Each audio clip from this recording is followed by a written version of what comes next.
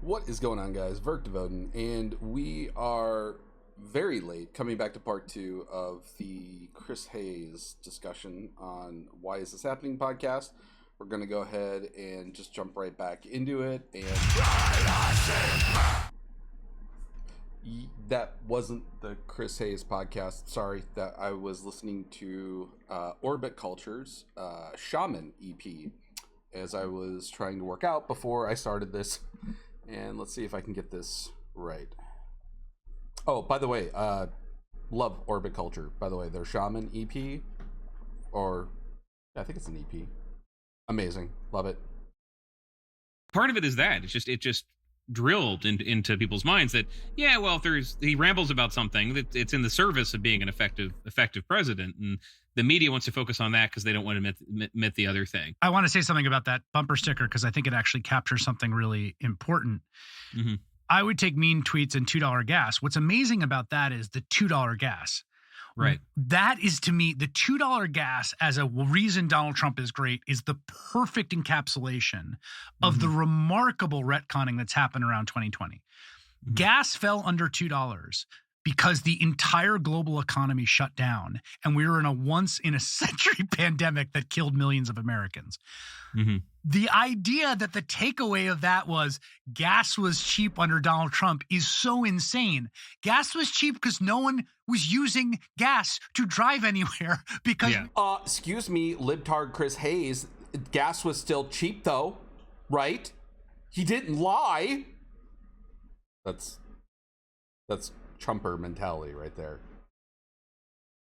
We were holed up fleeing the plague. And it's an amazing bit of jujitsu to turn that around and brag about $2 gas, but they have successfully done it. There is this thing in the memory, which is all the bad stuff of COVID was not Donald Trump's fault.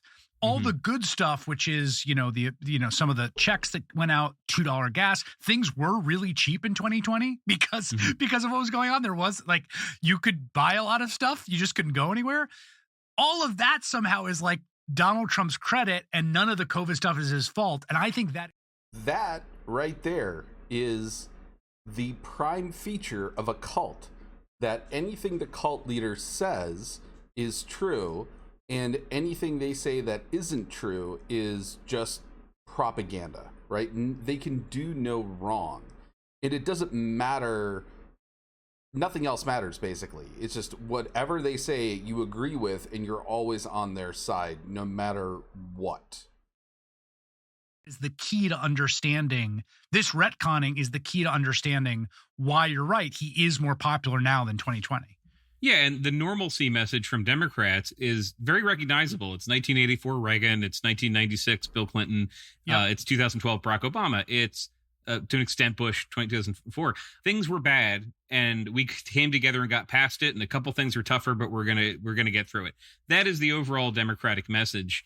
But there is a more robust population of voters who hear that and say, well, no, we were lied to, and actually we could have that cheap gas because Donald Trump said if we drilled more, we could get it back down to $2. Leave aside why that didn't happen when he was president. You've seen also there's just generally more attention paid to, and this has always been true, the new negative story than the follow-up or the end, which might be a happy ending. And the simplest way of describing this is the egg prices. Yep. You hear a lot about how how egg prices have surged since Trump was president. There was a point when they were surging because of an avian flu that knocked out a lot of the supply of birds. Eggs were more expensive. There was a reason for it that was reported in the media, but it was easy to find people who were saying the reason these egg prices are going up is there are these fires at these factories that I saw a video of. Why are the fires in the factories? Well, here's a speech from Klaus Schwab at Davos, and here's a speech from an elitist globalist who says that people should eat less meat. Therefore, I bet the eggs are going up because the globalists want egg prices to be higher.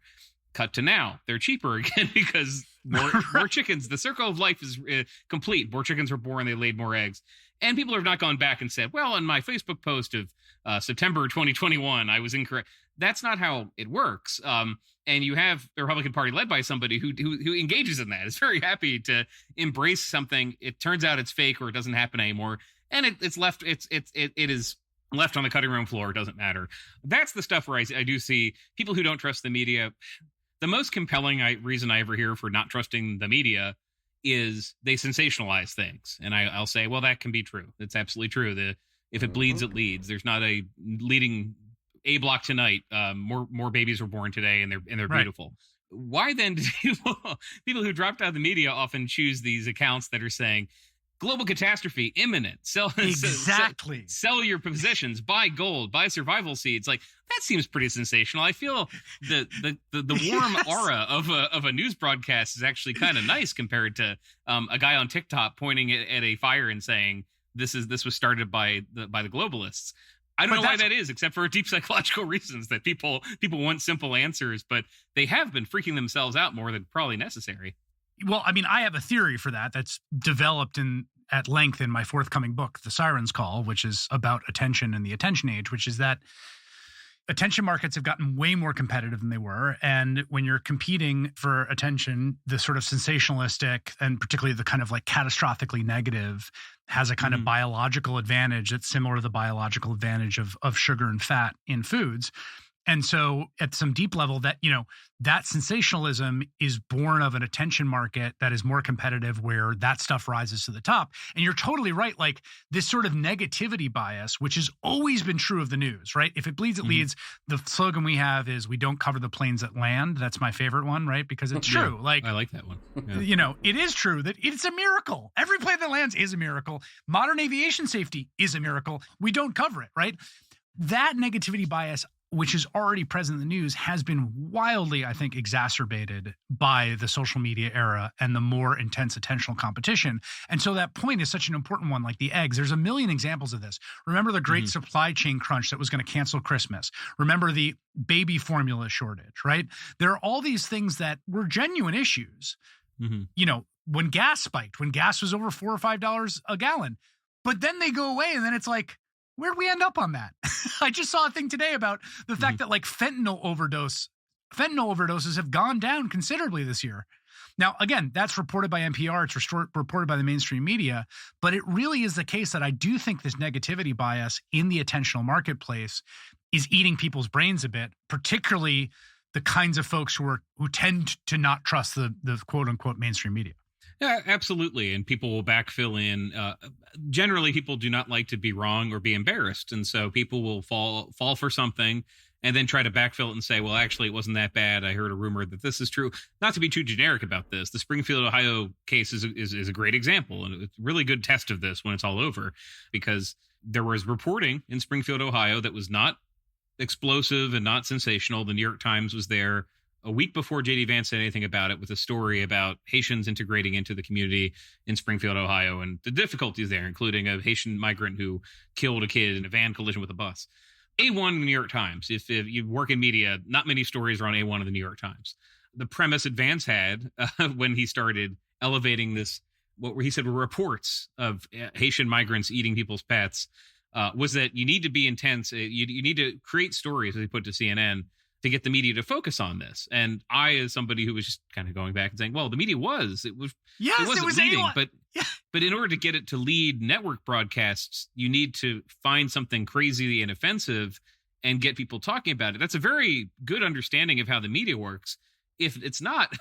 So kind of to come back to the original point that I kind of laid out in the first part of this 2-part series, is that kind of piggybacking on what Chris Hayes says, that our attention span has become the new gold of our era. And this ties into why TikTok, Instagram, Twitter, Threads, name the social media platform, is focusing more on shorter content videos and pushing videos that are more inflammatory versus educational. And you can see this in the metrics across anything when it comes to like any sort of like news media. So you can see like the genocide in Palestine being completely throttled. Every video, every article, every post of it will be throttled. Like there are journalists who literally set up these like, in real time experiments and talk about the genocide and then won't name it that, or will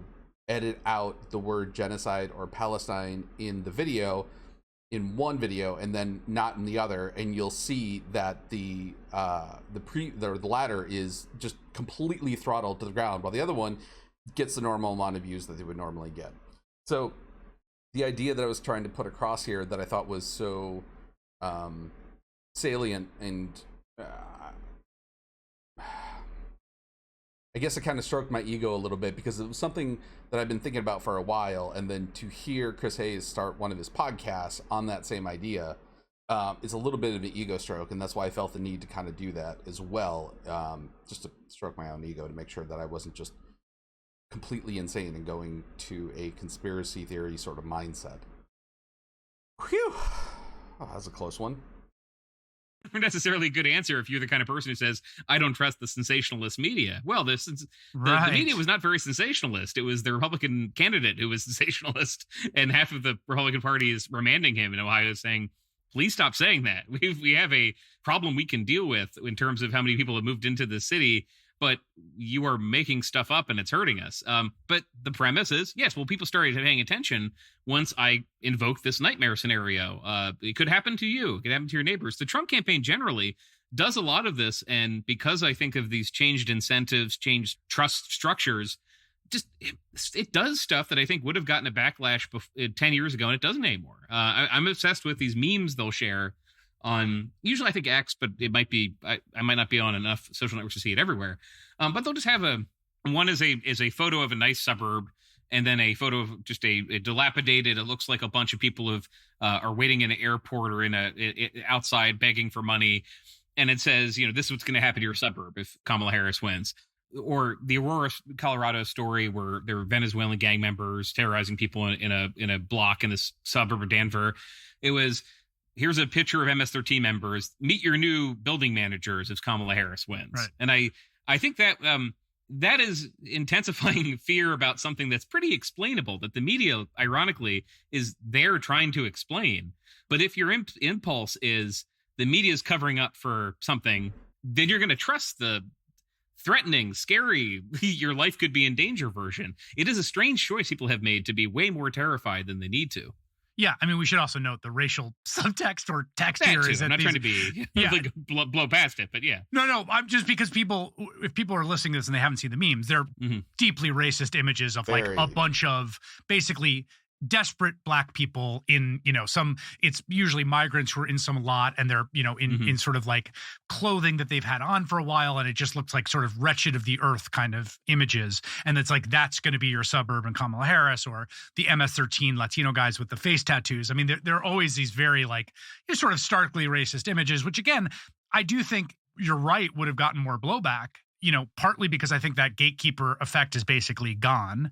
Yeah. And I think that the sort of conception of shame has totally altered. And it's funny because at the very beginning of this conversation, you mentioned Ron Paul. Ron Paul was for those that don't know, is a Texas congressman who was a real libertarian ideologue and a bit of a crank. And he attracted this kind of cross-ideological coalition.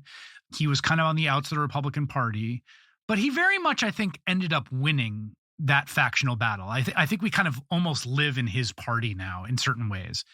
And what's interesting to me is that one of the big things that came out about Ron Paul is that he was, circulating this newsletter.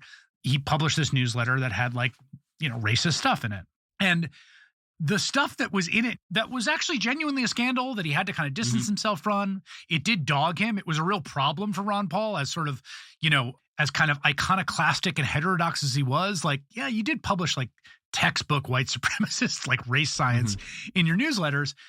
That stuff is like not different than like the memes the Trump campaign now officially shares. Like, it's not. And this is not an exaggeration. You can go onto any social media site to see like perfect examples of this. But if you want to see what Trump is actually doing, just go to Truth Social. I would make a burner account. Like, don't use your actual like active email address for Truth Social. You never know, that Titanic is sinking fast, and you don't know how they're going to utilize that, utilize your information. But just look at the shit that he posts and that he reposts and that he likes from his cult. It's really just straight up misogynistic, fascist, white supremacist talking points. And I just want to note something here on the whole like Venezuelan gang thing that people, the Republicans in general, are touting. What the fuck are you so afraid of? They talk about being tough and being gun owners and standing up, but they're afraid of some gangbangers? Like, which is it? Are you tough and alpha male? Or are you a spineless little twit with a gun shaking in your basement? Like, seriously, which one is it? I mean, the reason I conceal carry is directly because of Republicans. And I gotta tell you, my fear factor is 0. I practice, I know how to use it. I've almost had to use it twice, so I know that in the moment, if I do need to utilize it, that I have that skill set, and I also know that I can judge a situation to whether or not it needs to be escalated. And it's amazing to me that they are constantly contradicting themselves, and yet none of them, I know they see it, they refuse to recognize it. And that's where the willful ignorance comes in. That makes me just think that there is no point where the democratic process will work with these type of people. Like, it's the level of what will sort of pass in the mainstream discourse, I think, has just really changed. Yeah, that's where it gets to the electoral goal of all this. And when Paul was publishing that stuff, I should say, because part of the story I was writing at the time was who was ghosting it. There was a theory on the American right that you could turn the white working class into a Republican constituency, and Republicans were too wimpy and afraid to do it. But you need to be very stark about the threat of mass immigration, very stark about the country changing faster than anyone could handle.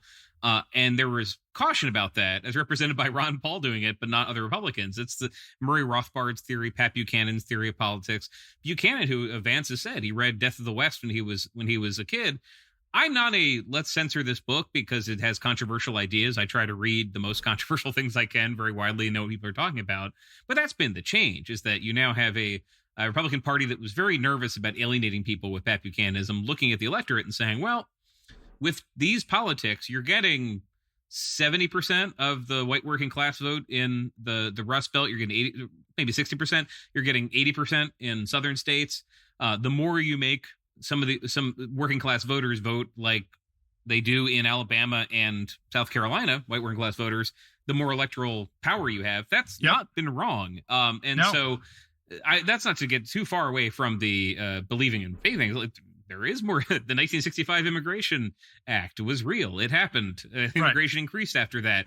But in the 90s, it was Peter Brimelow and Pat Buchanan saying, and it was bad, and we should stop this. And now it is mostly the Republican Party, Donald Trump, saying we need mass deportation to slow down the rapid change happening in the country. That is what changed, and that news is not fake. You can look at the immigration numbers. You can look at the ways that there are levers that Joe Biden has turned. For example, protections for Haitians. That yes, indeed, Donald Trump can get elected and turn them off. Oh, totally. Yeah. I mean, we did a with pod, one of the first with pod. I think the first with pod. We were doing this special series called 2024 The Stakes, about comparing the presidential records of Biden and Trump, because you had two people who both been president, and Joe Biden turned the levers up on legal immigration. He granted more temporary protective status.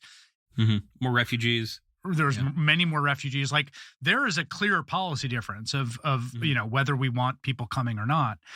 You bring up immigration, which I think is a great segue to the sort of other thing I'm sort of obsessed with. So there's this sort of like, I don't trust the media kind of coalition of the skeptic, weird, podcast people. And there's this like weird kind of counter establishment of it. It's like, it's Musk and it's Bitcoin and it's anti-vaxxers and it's, but it's very adjacent to really anti-immigrant and anti-immigration stuff. And one of the things that's really striking to me about the Trump Vance campaign is not just the centrality of immigration, but almost it as the monocausal theory of everything. And what it reminds me of is I spent a lot of time in the aughts reporting on sort of the anti-immigration folks. And one of the things that was striking about them is they had a kind of monomania about immigration. So across the political spectrum, if they'd be like, what's your issue? You'd be like, the environment. They'd be like, here are why immigration is the problem for the environment. I want you to listen to this again. I'm going to go back about 15 seconds, and I want you to listen to this intro, because this is it. This is the circular nature of Republican talking points. And one of the things that was striking about them is they had a kind of monomania about immigration. So across the political spectrum, if they'd be like, what's your issue? You'd be like, the environment. They'd be like, here are why immigration is the problem for the environment. If you were like crime, right? So like environment is kind of left coded, crime is sort of right coded. But if you said crime, they'd say, well, here's why immigrants are bad for crime. Everything came back to immigration: Social Security, Medicare, taxes, traffic. And at a certain point, you would be like, I don't think that, there's something else going on here with your monomania, that you think every single problem comes back to immigration. I don't quite buy that every problem is being caused by immigration, but I was reminded of that monomania when I watched Trump in the debate. I mean, it really is lower price. How do we get prices down? Whatever the question is, it's immigration. The answer is immigration. It's build the wall, deport people is the answer. It's literally, to me, it is the kind of central ordering policy principle for them in the whole campaign. Yes, especially when it comes to a question they get a lot, they being, in this case, Trump and Harris get a lot, is how will you lower prices? Right. The answer that Vance and Trump give is, well, you deport people, you reduce demand, you have more houses that can be opened up for heritage Americans, natural born citizens to buy, and that lowers the prices. And not much interrogation of what would happen if people who are currently very low wage, below legal wage workers stop picking crops. They feel like that is a distraction. That is what the Cato Institute, MSM, all these well-funded think tanks that have been lying to us. That you about can't the impact trust. Of this. Yeah, exactly. You can't trust them. Yes, exactly. And there is a war of anecdotal data. The data says, well, actually, migrants in America are committing fewer crimes. There's less drug addiction. Yes, but the anecdote is, look at this migrant who, if he was not here, would not have committed this crime. Right. Well, that's hard to argue with. And that's another thing that a lot of Republicans did not want to do before. Trump really elevated. Trump with elevating angel moms, as he called them. He didn't coin it, but then he mainstreamed it, saying that there are people whose relatives were killed by migrants, and if they were not here, then by extension, Joe Biden has blood on his hands because he let them here. Before that, Barack Obama had blood on his hands. Again, that's any criminal, any crime. The false equivalency here is that, again, this is kind of like human nature going back in time, as opposed to seeing the probability of chance in real life. We look in hindsight and try to connect these dots and say, this is the reason. 99% of the time, that is not the reason. You say oh, well, if this immigrant wasn't here, he wouldn't have been killed by him. Saying that is oh, that's somewhat factual. And it's you can say that if he wasn't here, but that doesn't mean that he wouldn't have been killed by another criminal. It's unbelievable. It's not unbelievable. It's just a pure logical fallacy. And again, it's the sort of hindsight narration we do, not just on situations like this, but in any situation in our life where we look back and someone asks us a question, why do you like something? As opposed to just saying, well, I don't know, because it's not really up to me, right? No emotion that you have is up to you. You go back and you try to string together events in your life that create a somewhat coherent narrative, and you say, this is why I like something. And it's just, either way you do it, it's ridiculous. Very right-wing idea that was really in its own field in the 90s that Republicans would have been afraid to talk about. They're just not afraid to talk about it anymore. Yes, you can take your data about the effects of immigration, but look at this. And can you deny that if butterfly effect, this guy had not gotten into the country, this kid might be alive? Well, you can't. Finding an emotional argument to overwhelm the data that might say, actually, the country's doing pretty good and we were able to incorporate a lot of these immigrants, that's pretty potent, and Trump keeps using it. Yeah. And this is called The Spotlight of Empathy.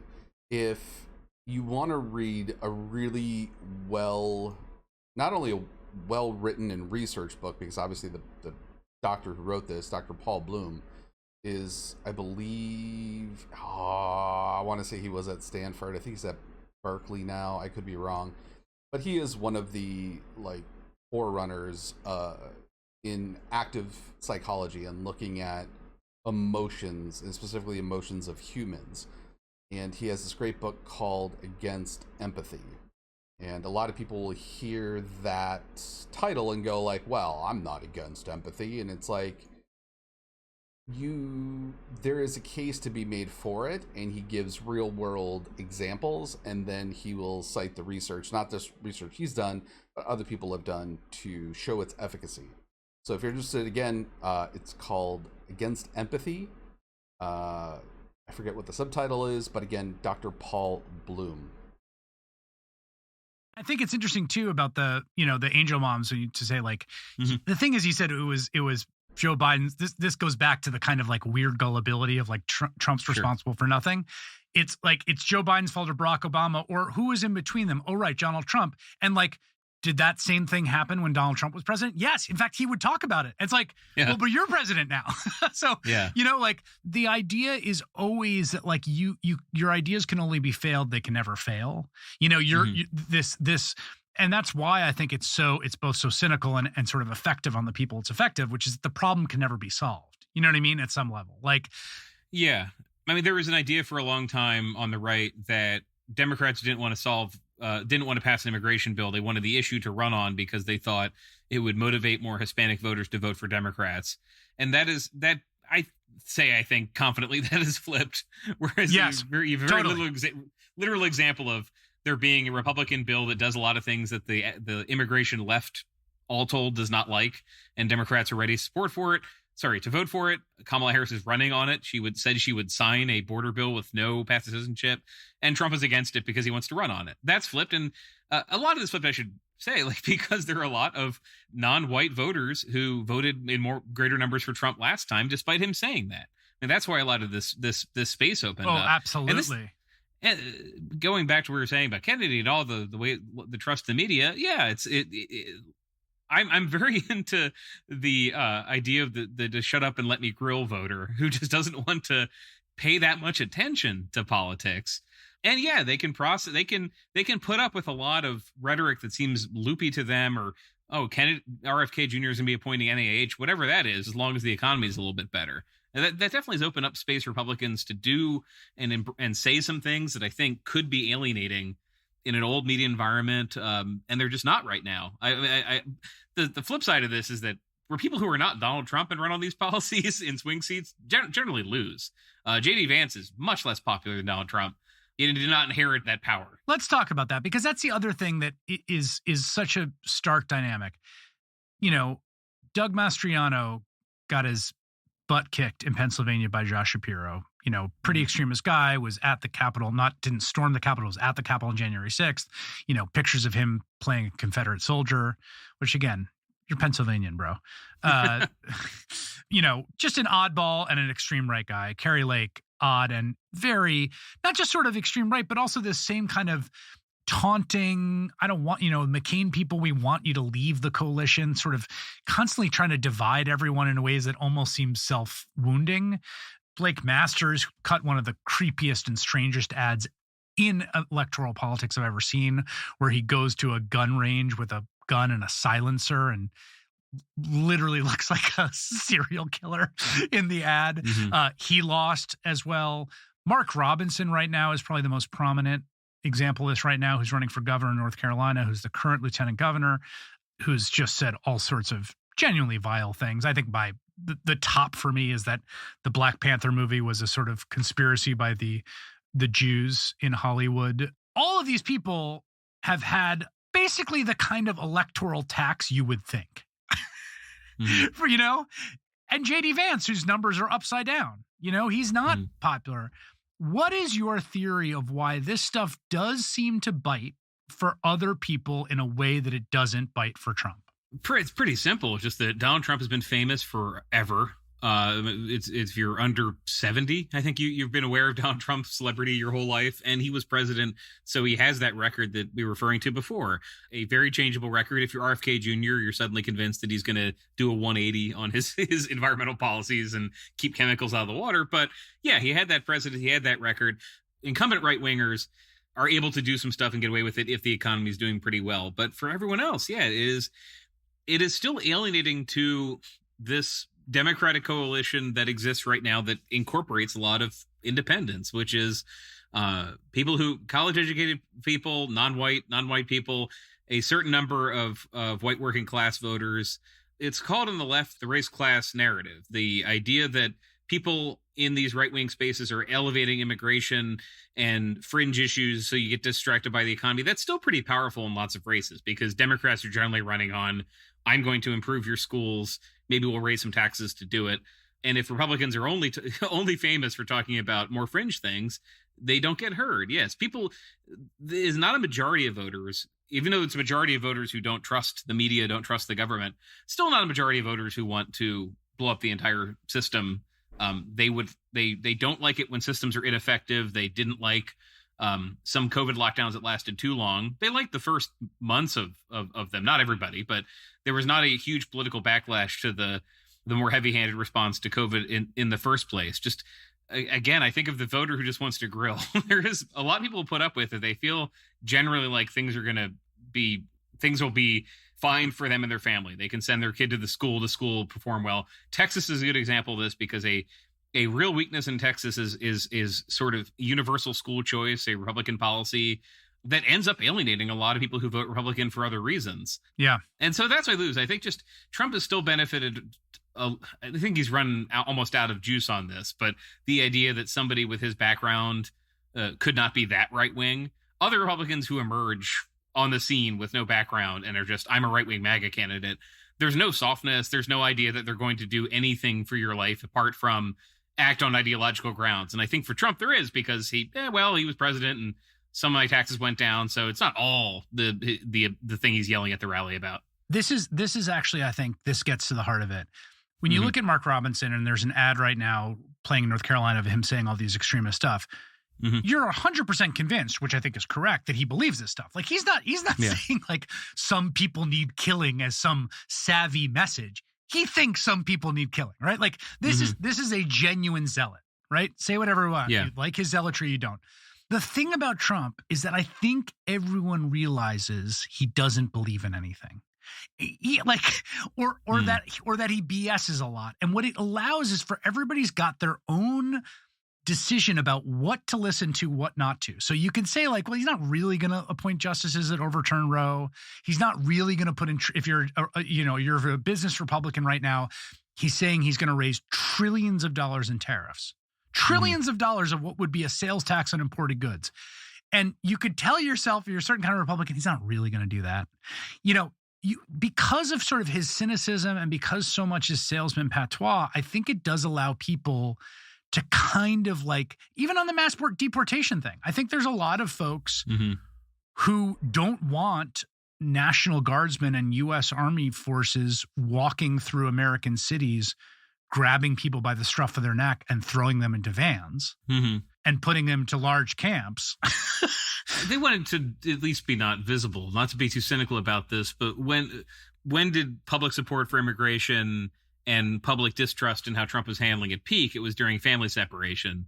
Right. When did it decrease? Well, a lot during the Biden term, but when Trump was president was when they figured out how to do a Remain in Mexico policy, so you were not seeing footage of migrants being put in rounded up. And when people, it was not in front of them. People were willing to put up with some amount of policy that might affect somebody negatively that they've never met before. And the leading with, we're going to have a huge deportation force is going to be amazing. That still is, I think, alienated to some people. There might have been too much speeding away from like the idea that as Americans we should welcome immigrants on the right. Oh no, I just think on the point of like the mass deportation though, to me that's the perfect example of this kind of Heisenberg's cat of Donald Trump, which is, to the people that want mass deportation, it's like awesome. to the people that don't want mass deportation but think there's too much immigration and don't like it, it's a sort of signal. And to people that would really who like want maybe that they want the 2019 economy, which I think is like what a lot of this is about. Like we had finally emerged from the great financial crisis and we hadn't hit COVID, and 2019 was like a pretty good economy macro terms. For people that want that and are going to vote for him because of that, who don't want mass deportation, it's like, it's just something he's saying.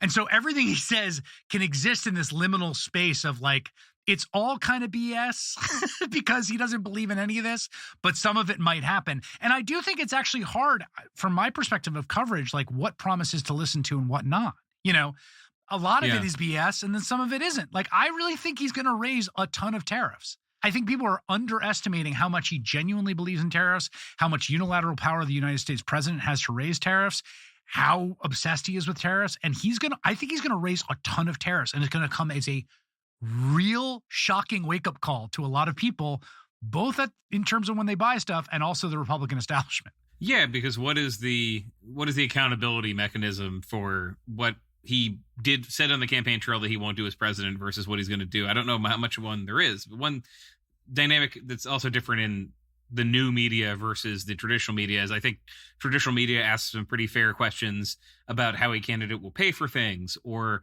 how they would get a policy through Congress. Harris has a set of policies that I think you can imagine how they might get into a reconciliation bill. And Trump has proposed week after week some things that are incredibly expensive. He wants to get rid of the SALT deduction cap that he installed. He wants to get rid of all. That's the latest. That's the latest. But before that, it was getting rid of all taxes on tips on Social Security. Two things that were created to increase the life of Social Security. And there is a sense and overtime. Don't forget, it's like an Oprah. It's like an Oprah giveaway show with tax cuts right now and different constituencies. It's just like there's no rhyme or reason. It's just like every week it's like tips, Social Security, overtime. Oh, I'm going to get rid of SALT. It's like you did that now, and you know what? It'll keep going. Like I'm sure there'll be new stuff every week. But if you are that kind of Kennedy to Trump voter, the fact that he's doing that is does it matter that the math isn't there? No. The fact that he's doing it means, he can say what he wants and the deep state is not going to tell him what to do and he's unleashed. And if you are a donor who just wants him to win to do the stuff you think will happen, you can blur that out. He's not going to do it. Yeah. Yeah. Like the guy that runs Ways and Means for the Republicans in the House, he keeps like sort of getting asked about these things and he just says, he kind of tries to sweep it under the rug, but like that guy has ready to go on the shelf the corporate tax cut and like the real stuff that they're really going to do. And maybe some of these campaign things make their way into that bill. Maybe they don't. Yeah. Maybe they make them into all sorts of weird ways. But it's mostly like that's where I think the other thing that I keep telling people is, A, he's got a record, and B, when it comes down to it, for all the talk about like the deep state wouldn't let him do things, you are empowering one or the other political coalition, and that coalition does have interests and relationships, and it has people in Congress. And like the House Ways and Means guy knows what kind of corporate tax cuts he wants to push through. Yeah, and that's one of my frustrations when people just get out of reading mainstream media and go online, because just online's not serving that very well. If you're very sensationalistic media, you're not pouncing on these topics because why would you? The people aren't going to click on them. They're not very good for YouTube thumbnails. It's the more outre or controversial stuff that you can talk about that's more fun to talk about. So I think even the discourse you get in some of these spaces is just it's not very full. It doesn't get into the everything a president has the power to do or might do during 4 years in office. It's been very smart by the Trump campaign to reach out to a lot of this media that Sean Ryan's podcast, Theo Von's, they're not going to drill down into those details because a lot of I want to read their minds, but a lot of their listeners don't. Yeah, they're not interested in hearing ultra specifics about that. More about how he's going to take on the establishment, and then an assumption. Well, if he's fighting the establishment, he's probably doing the right thing. That's what you need. It's been very smart for him to not go through a hard. Now, if such a thing would happen, I mean, like on a Andrew Sorkin show or something, asking how he'd pay for it. In the newer media that just says like, yeah, we don't trust the establishment, they have a lot of room to run. We'll be right back after we take this quick break. 250 business loan maybe. Podcast. Listen to So Super. Strength of our 5G network.com/now. Both of them, to be honest, like Sean Ryan Politics are really not mine at all, but like I've heard him do interesting podcasts for sure. Same with Theo Von. Like, but what I would say too about this sort of what I would call their podcast strategy, and I actually think Kamala Harris should do a bunch of podcasts. And the reason I think is that part of the reason they're not grilling, Theo Von's not grilling him about the cost of his tax cuts, but it's also like podcasts, if you're going to listen to something for an hour, people arguing for an hour, contentiousness for an hour just doesn't work. And generally all those podcasts are is just like you're riffing, you're talking, you might press someone here and there, but it's not a 60 Minutes interview. It's not a adversarial cable news interview. It's not like, it doesn't work in that format. You're not going to. So fundamentally what those hosts are doing, and this is super true of Rogan, right? Rogan doesn't really press people very hard. It's not really what he does. It's not what a Rogan podcast. When he had, in the beginning of the pandemic, good public health experts on who talk sense about COVID, he let them just talk their sense about COVID. When he had people who have nonsense views on COVID, he lets them talk their nonsense views. So the reason Trump it's a perfect pairing for Trump, which is that he's just riffing, he's talking. And these are formats where that's what you just do. And it's just a different thing than what, quote unquote, the mainstream media is doing with a principal, with a politician. And there's just not like, there's not going to be that kind of like cross-examination. Yeah, it's just a much better environment to run in if you are a Trump, I almost said a conservative candidate, but yeah, conservative Trump-style candidate. It's different. Not that different, though. I mean, some of this is being copied down the ballot by the Republicans. I mentioned incumbents have an easier time. There are more Republicans who just do not talk to mainstream media and don't need to talk to local media because it doesn't exist anymore. And so when you hear them speak, it's more to ideological. Well, two kinds. One, what we're talking about, the fun discursive podcasts. And I'm not by no means demanding these podcasts grill them on every part of their tax policy, but there's that, and then there's ideological media that just kind of want to know how they can help and how do you agree with me? Are you keyed in on what I'm thinking? This was the limits of this were revealed a lot by Kennedy because Kennedy was doing a very podcast heavy campaign with very interviews that were just interesting. He's an interesting guy, and it turned out there was not a electorate, a gettable huge electorate that was turned on by that. He thought he was building a giant audience outside the mainstream media. It turned out to be pretty small. Now, small if folded in the Trump coalition, powerful, but they're the audience, people who just that's all they want to hear from politicians is a conversation without much follow up on how things would work. The only times that happened in the Kennedy campaign, it wasn't very frequent. But when people would just go back and say, so this housing policy you rolled out, how would it work? How would it be paid for? If they didn't have an answer, there was a turnoff by the voters who were kind of paying attention, saying, how will this affect me? But it's hard to compare a third party candidate and what a major party gets away with.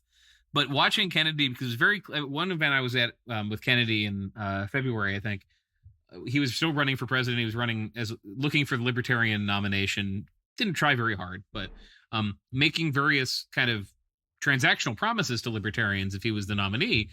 But then also had this riff in a candidate forum I saw in California where he said, look, you'd think that baby boomers would be really into this campaign because they know the Kennedys, they know my father's name, etc. But they still watch the mainstream media and they hear bad things about me. Where it's young people who don't trust the media are the most interested in me. And Kennedy, it definitely felt, listening to him and talking to him, like he thought he could build a 35-40% coalition around the country. And he kind of couldn't, but somebody who already has a major party nomination, who has that attitude, can do pretty well. CBS is going to fact check me. Who cares?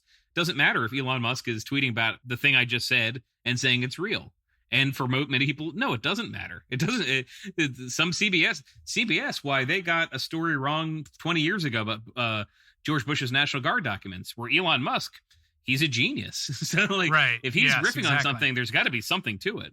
And that question of like, is that marginal group that comes with Kennedy or sort of is in this tent now, if that can build you a majority coalition, it's one of the sort of central political questions in this campaign. We're going to find out very soon, for good or for ill. Dave Weigel covers politics for Semaphore. He's one of the best, most well-traveled political reporters in the entire country. His newsletter at Semaphore is called Americana. You should definitely check it out. Dave, thanks so much.